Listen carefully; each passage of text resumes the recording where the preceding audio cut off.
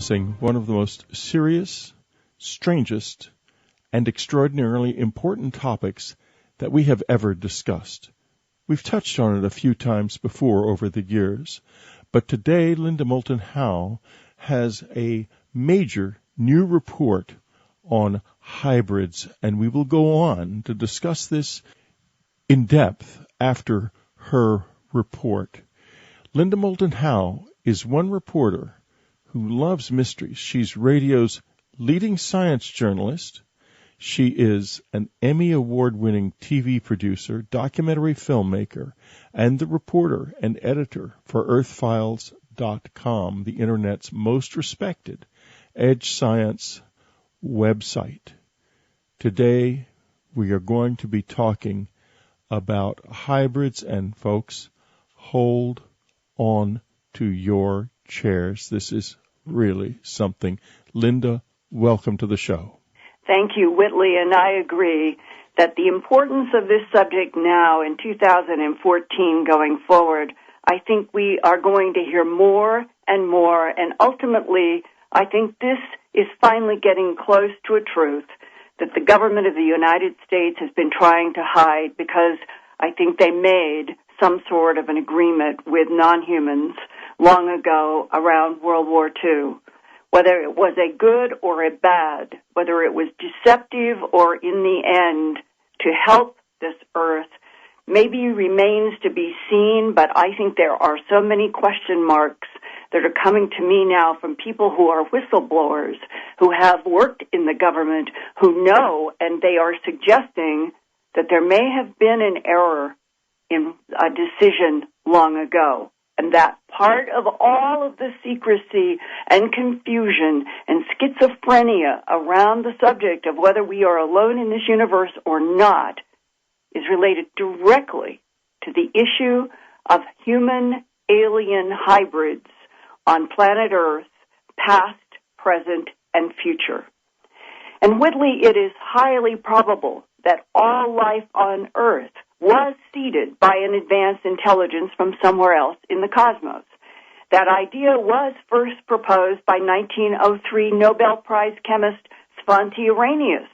He introduced the concept of panspermia, which is the seeding of life from the outside. His idea was spores of living cells concocted by some intelligence out there, drifting through space and landing on planets.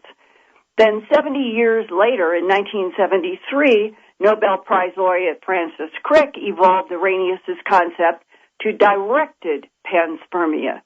After the discovery, the DNA was a double helix molecule that contains the genetic code for literally all Earth life, from bacteria and fish to plants and humans. Crick was puzzled. Why would there be only one genetic code for all terrestrial Earth life? That could not have happened by chance, he hypothesized. So Crick agreed with Arrhenius that life on Earth was likely seeded in that DNA molecule and directed by advanced intelligences without defining them. Now, by 2014, government whistleblowers have for decades described extraterrestrial biological entities that have interacted with Earth for centuries. One man in the DIA told me they had proof of more than 270 million years of competing extraterrestrial civilizations terraforming and working on this planet. There has come increasing information, I would say just in the last year, that the main reason for ETs on Earth is to make humanoid clones and hybrids to perpetuate another civilization that is biologically in trouble.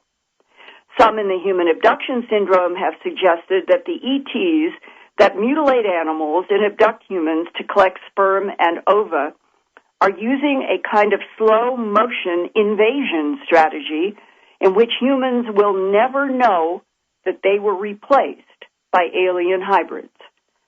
Human-alien hybrids living on Earth is the subject of an extraordinary nonfiction book first published in 2005 entitled Rachel's Eyes by Helen Luttrell and Jean Bilodeau.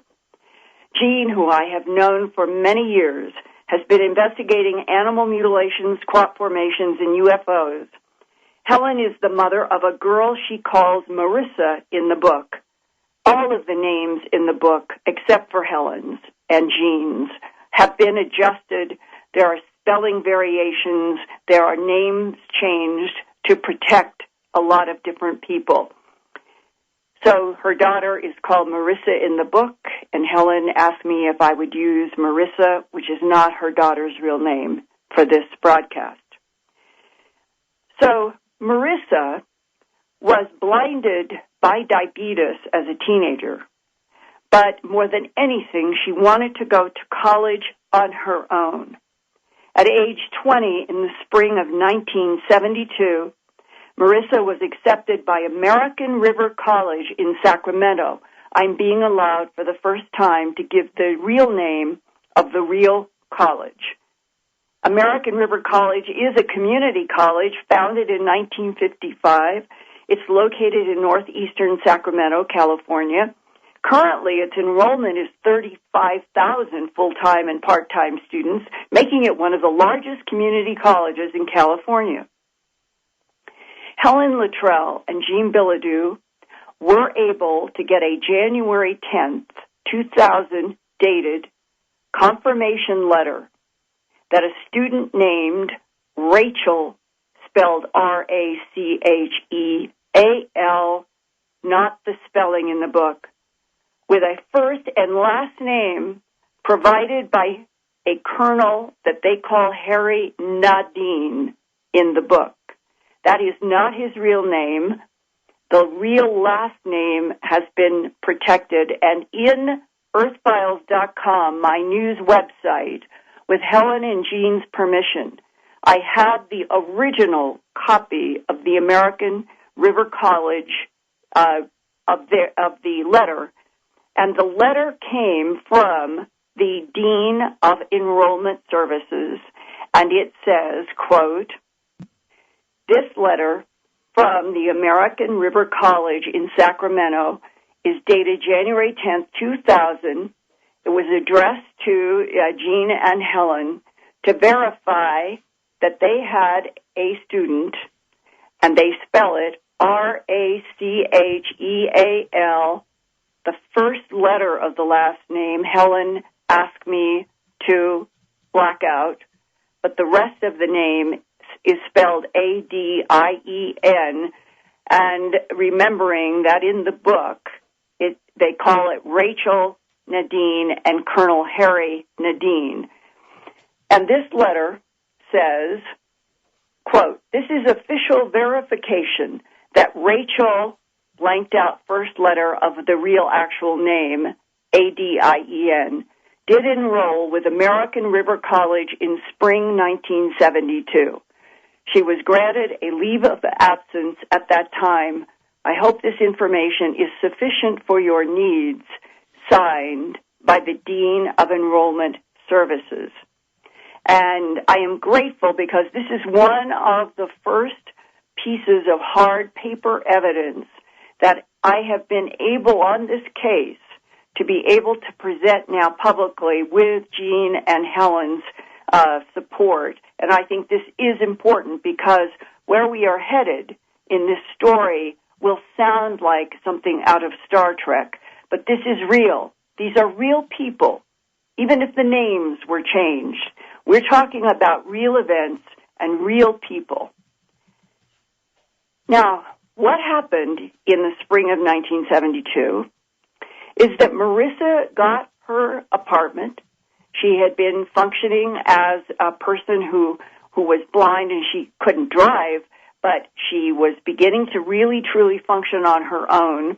And she does get this apartment, and her mom still has not been there yet, Helen Luttrell. This is very early in her getting into the apartment when a very unusual roommate shows up, referenced from the college, and with the young girl is Colonel Harry Nadine, as he is called in the book, and he goes to the apartment to talk with Marissa about the school recommending that she would be a very good and quiet roommate for the blind Marissa. Now, the colonel would eventually tell Helen and Marissa that he had worked since 1956 at a highly classified underground facility called Four Corners, many miles south of Ely, Nevada, which is a connection point en route to the northern edge of Area 51, Groom Lake, Nellis Air Force Base, Nevada, long associated with secretly housing a few live extraterrestrials and trying to back-engineer extraterrestrial craft and technologies. This has nothing to do with the historic Four Corners where Colorado, New Mexico, Utah, and Arizona come together. This is in the Area 51 complex on the northern edge. And I have a very good map because it goes back to approximately the 70s that I have kept and made ink notes in, and I have put this at earthfiles.com because it is the clearest map that you can get your hands on today to look at this geography, because new maps are making certain that old information about that part of Nevada and the test site are eliminated. So the old maps actually have more information, and I have that map at earthfiles.com. Now, Colonel Nadine ended up telling Marissa and Helen Luttrell this astounding statement, that he worked in what was called a, quote, humanization program, where extraterrestrial human hybrids were taught how to fit into modern human Earth society, underground at the northern edge of Area 51. Rachel, he told Helen Luttrell and her daughter, was one of the alien hybrids whose original prime civilization is allegedly on a planet that orbits the yellow sun, Zeta Reticuli 1, about 39 light years from Earth, in a binary star system in which both suns are very similar to Earth's yellow sun. And for those who have been listening to Dreamland and going to Earth Files for a long time, you will immediately think of the famous Betty and Barney Hill first publicly released abduction case in the early 1960s, because that is the one where Betty Hill, under hypnosis, drew a star map that she was exposed to by gray beings on some sort of craft, and that Marjorie Fish, an amateur astronomer, was able to take that information from Betty Hill's drawing and construct a three-dimensional segment of this part of the arm of the galaxy that we are in, the Milky Way galaxy, and was able to pinpoint other suns in our neighborhood, two of which are a binary system, Zeta Reticuli 1 and 2, approximately 39 light years from Earth. Now, Helen Luttrell told me that she herself was taken by Colonel Nadine to see the entrance to where Rachel was raised when she was transported to this planet, and that she saw the entrance to the Four Corners humanization program, and she said it was completely disguised on the surface as old falling down farm buildings and a barn. But those were the cover camouflage for a huge maze of underground tunnels and structures accessed through the innocent-looking farm buildings on the surface. When Colonel Nadine brought Rachel to American River College and then to Marissa's apartment, Helen was working as a teletype operator at McClellan Air Force Base in Sacramento. Through a military colleague there, Helen Luttrell was able to confirm that Colonel Nadine, with his real name, had a file at Mather Air Force Base not far from McClellan. Now here, to explain how Helen Luttrell first came forward about her extraordinary experience with her daughter Marissa and the ET human hybrid Rachel is writer and investigator Jean Bilodeau from Cedarville, California. And then, after Jean, we will follow with the amazing story of Helen Luttrell, Marissa, Rachel, and Colonel Nadine. I had done a series of stories on UFO sightings in my locality. It was run in the paper for 2 weeks running, and in the 100-year history of the newspaper, the Modoc County Record, it was the only 2 issues in the history to sell completely out. So there was a great deal of interest. Helen read the stories and called me, and she wanted to tell me about her daughter, Marissa. Helen's daughter became blind in high school from complications from diabetes. Marissa's great goal in life was to graduate from college and help people. She was a very compassionate girl. She went to the college housing counselor and applied for housing off campus, but it couldn't be very expensive. They found her a place that was quiet within walking distance of the school, but with the stipulation that she couldn't make the rent on her own. She needed a roommate. And it wasn't long, just a day or two, this colonel and his daughter, Rachel, came into the housing office and applied for housing for the daughter. Rachel had to have a special diet, and Marissa said, well, I have to have a special diet, too. I'm diabetic. And they reached an agreement and became roommates. Marissa began to notice that Rachel pronounced each word very distinctly and almost in a monotone, a mechanical-sounding monotone. Rachel did say she had been raised on a military base, and there were no kids to play with, and so she didn't know all these things and didn't have anybody to go out on a date with. She did notice that Rachel was a bit clumsy, and that the special food that Rachel ate was always delivered in containers. Anything that would identify the source? She did not. What she did discover, though, on good days she could see light and dark, and she could, with a strong magnifying glass, kind of make out things. She wanted to know, what is this green stuff that Rachel brings? Before Rachel would eat it, she would freeze it. And Marissa went in one day when Rachel wasn't home and took a box out and examined it very carefully. And then she found a little red triangle with 3 black horizontal lines toward the base of it. She also noticed that Rachel always wore a scarf and wraparound sunglasses and long-sleeve shirts, even inside.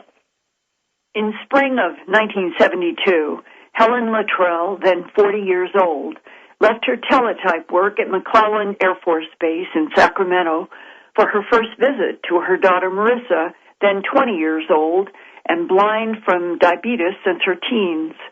Marissa's new apartment was within walking distance of American River College.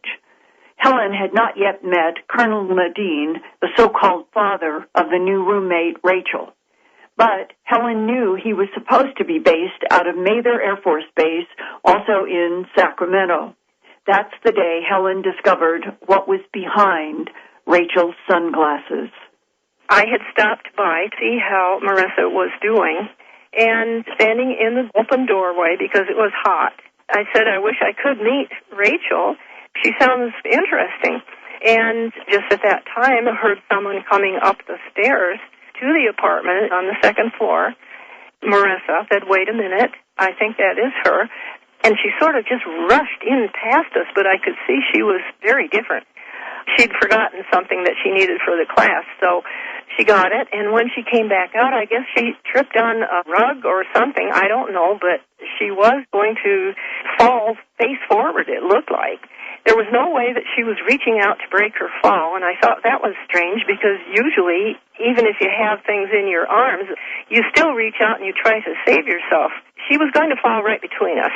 So I reached out and grabbed her arm, and she was wearing a long-sleeved jumpsuit, and she had a bandana tied around her head, down under her chin, and she had big black sunglasses on.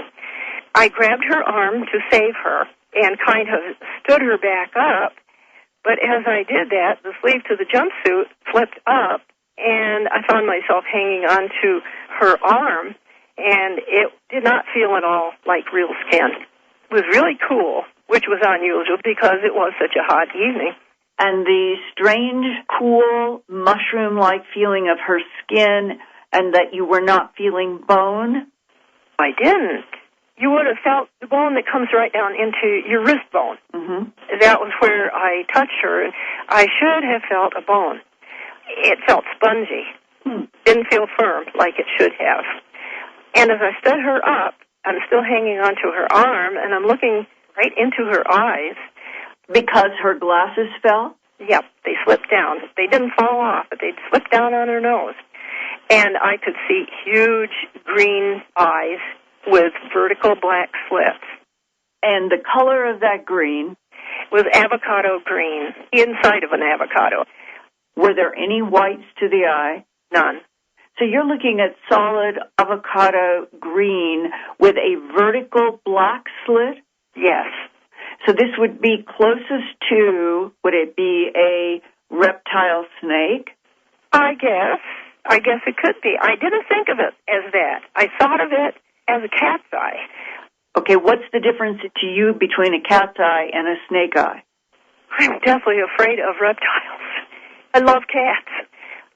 Well, usually a cat's vertical pupil might be a little wider than a snake's vertical pupil. Oh, yes. It was not a wide slit. It was fairly narrow and deep black. Deep black in the avocado green, like near the pit of an avocado. Yes, yes. She would have to have something that would support the body. We know insects have an exoskeleton, whereas we and other animals have interior skeletons that prop us up. Right. I thought she was attractive, but a drawing I have made in my book, she is not pretty. She had kind of orangish hair, not really very thick, but it was curly a little bit. Her eyes were awfully big. So you may have had your mind affected by something that Rachel was doing to make her appear a certain way to you even then. It's very possible she may have projected into my mind an image of a person that was attractive. What about photographs? Did you or Marissa ever take photographs of Rachel? No, and we should have. I don't know why we didn't. What happened at that second when Rachel knows that you are looking at her eyes that she has been working so hard to keep covered with those glasses? Well, for just a moment, I was really terrified because I had never seen anything like that. Then I could see that there was fear in her eyes. She was afraid because she knew that I knew she was not who she was made out to be. Meaning that she was not human. Yes. So what happens next? Well, I stood her up, and Marissa introduced us, and Rachel said, and she spoke in a real monotone, no inflection. It was, "I am very pleased to meet you." And I said, "Well, I'm pleased to meet you too, Rachel." And then she said, "I must go." And she hurried on down the stairs. So then I told Marissa, "I have to go too," and we just didn't discuss that incident. There's a lot of things like that I think about after all these years. Well, we should have stood there and talked about that. Well, now, what was the next interaction that you had with Marissa and Rachel? Let's see. I think the next one was when we had a meeting, because obviously she told the colonel, her father, what had happened, and so he asked to have a meeting with me and Marissa, and he would give us some information about Rachel. And so we set up this appointment for one afternoon in the apartment, and we all sat there, and he started to talk about where she came from and a little bit about his background. And then all of a sudden, I don't remember hearing him talk, but all this information was in my mind. So verbally, in the room, to you and Marissa, that's as far as you remember him speaking verbally, and after that, it was a telepathic download. Right. And this is coming from the Colonel Nadine. That day, did he say to you and to Marissa that he was in charge of humanization? He was involved in that project at Four Corners. Can you give some detail on how Colonel Nadine introduced to you and Marissa this humanization program, and what did he say about it? Well, he gave the details of how she arrived there and how they had brought her up on the base. It was a project to see how well beings from another place could be integrated into our society. It was also an interspecies breeding program on another planet. What does that mean? Well, that would be a breeding program where they would probably take ovum from a human female and intermingle it with the beings on another planet. Well, where did Rachel come from? Zeta Reticuli. Zeta Reticuli. Did the colonel go into details about what was known about Zeta Reticuli 1 and 2? Yes. He didn't go into the details. But he said Zeta Reticuli was the home planet of Rachel's species? Yes. How did Rachel get to Earth? She came in a ship that apparently had been making trips to Four Corners, and it brought geneticists and other scientists from Zeta Reticuli to work in conjunction with our scientists who were working underground at Four Corners. Do you remember Colonel Nadine telling you details about why the United States government would be working with extraterrestrial biological entities from Zeta Reticuli on this planet, doing a humanization program, helping the extraterrestrials have an underground territory to raise hybrids? He told me that the exchange scientists from Zeta Reticuli were using the underground facilities at Four Corners to help teach some of our foremost scientists and physicians about the use of artificial blood and possibilities of transplants of organs like fingers and eyes and organs that had never been transplanted before. If Zeta Reticuli 1 and 2 scientists have the ability to extend life and make new organs and clone bodies, why would they need Earth? I never could figure that out, except that there must have been, as you said before, some sort of a treaty where there was some exchange, but I don't know what the incentive would have been to us, except knowledge. Did Colonel Nadine talk to you specifically about animal mutilations and human abductions? That there was an agreement that humans could be abducted, but that was supposed to have been stopped by a certain time, but it never did get stopped. Which means that the non-humans, wherever their real source is, are not telling the truth to the government. Well, I believe that. Did Colonel Nadine give you some explanation about why that civilization from Zeta Reticuli needed to mutilate animals and abduct humans? He didn't. It's as if I were programmed to just accept what was told to me and don't ask any questions. What did he tell you about his relationship with Rachel, how it started and what happened? Well, at Four Corners, when he was first assigned there, he was on what was called the Blue Team, the crew that went out whenever there was a ship coming in, and if they were in trouble, his team would go out and try to recover any occupants that they could or put out the fire or whatever they could do. And this one particular one that they went out to investigate, they saw that it was going to crash. And so they stood by, and Rachel was thrown out, I believe, in a part of it when it crashed. And then he could see a little movement in it, and so he got her out.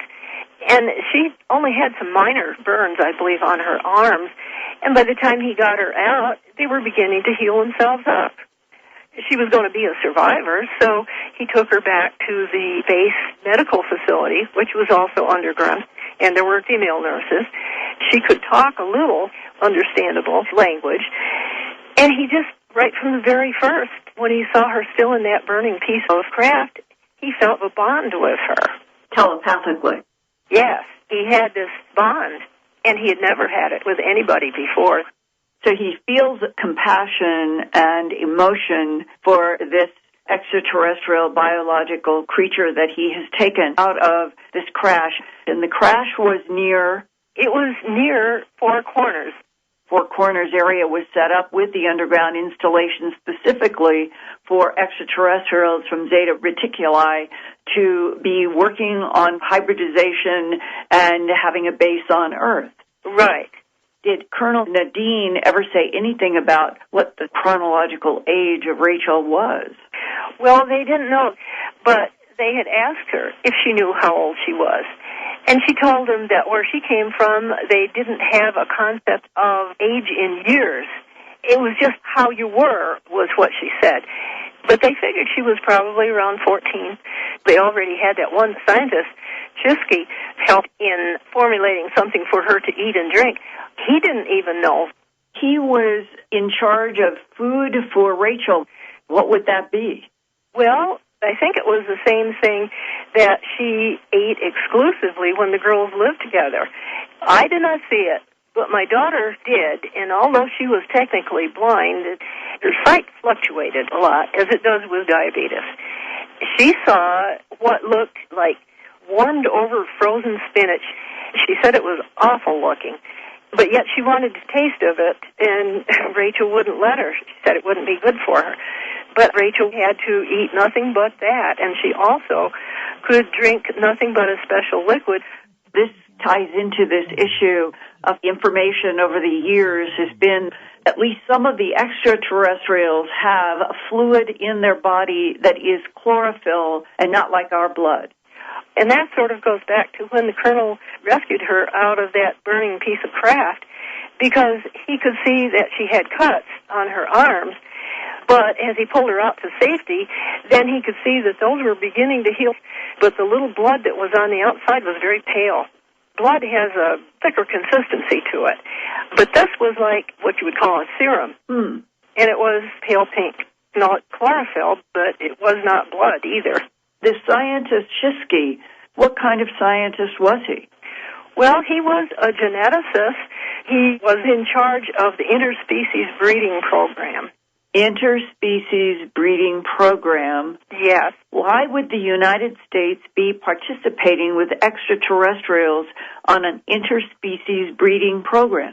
Well, I don't really have a good answer for that, except to say that I think they are continuing to do it. They've done it for years and years. And our government is never going to tell us. They're never going to admit to this. But why are they doing it in the first place? I think because they need to know how to fabricate some beings that can travel back and forth safely between the different planets. What happened to Rachel and Marissa living together? Well, they got along really well, and they were very close friends. At the very end, it was after I had discovered she wasn't from here. My daughter came home for lunch one day. Usually Rachel was there. But this one day, she wasn't. And my daughter had looked in the bedroom or felt around in Rachel's bedroom, and everything was gone. My daughter was really upset. And she sat down on the bed. She looked around, and then she saw something attached to the mirror on the dresser. And she went over and took it off, and what it said was, "You have been a very good friend, Marissa, and I will miss you very much. I have left you a gift." And then my daughter realized that she had read the note, and she was legally blind, but she could read that. And she realized that the gift that Rachel had left her was the gift of sight. Amazing. And then she called me at work and told me what had happened.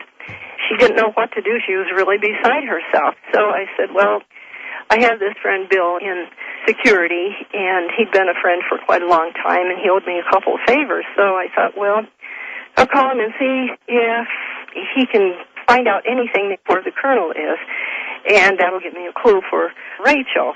Actually, he is the one that had verified that the colonel and Rachel had really come from Four Corners in the beginning, and that I would be able to find out nothing more. It was really, really top secret. So I told him what had happened, that Rachel disappeared. He checked the master base and see where the colonel is. And so he checked, and he called me back in just a few minutes. Those records have been pulled. There's nothing to be found. He's gone. So Colonel Nadine disappeared at exactly the same time that Rachel disappeared from Marissa's apartment, but Rachel left Marissa the gift of sight. Right, and it wasn't full sight, and it fluctuated, but it was just a lot better. It was a wonderful gift. Now, what happened to Rachel? Well, ultimately, I was abducted sometime after that, and I was shown some of her, what I call handlers. They were government people. They eliminated her. How many extraterrestrial human hybrids now live on the surface of this planet, let alone underground? I certainly don't want to think about being replaced, but I don't know, and that's part of the problem, too. Nobody knows the real answer because we're not sure that we can trust the extraterrestrials. And there, Whitley, is perhaps the rub. I had done a series of stories.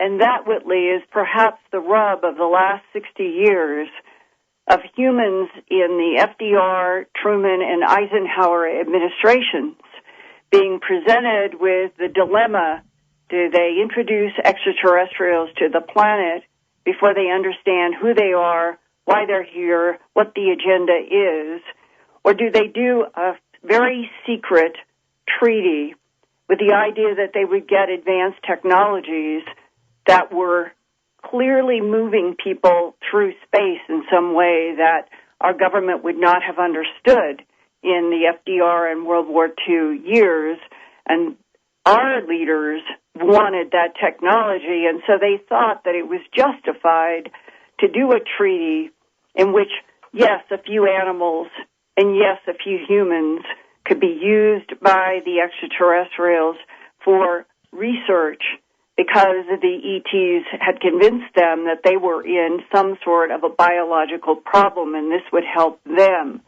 And over time, we get to this complex hall of mirrors with a quicksand floor, and Colonel Nadine disappeared at exactly the same time that Rachel disappeared from the apartment, and Helen Luttrell is convinced that Rachel was, the term eliminated, it could have meant that she was also taken back to Zeta Reticuli 1 and 2 as opposed to being killed.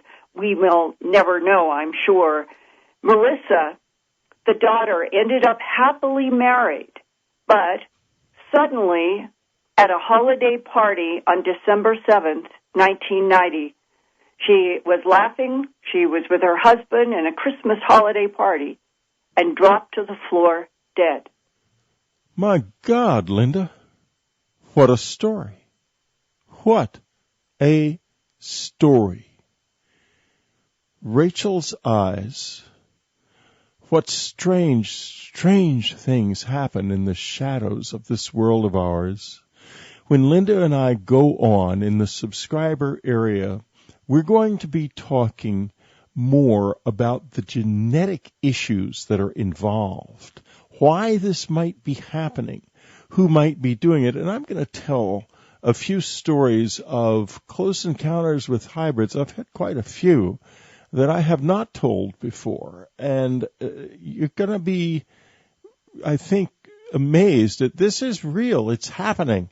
I don't know how or why, but it's happening. Linda, thank you so much for being with us on Dreamland and subscribers.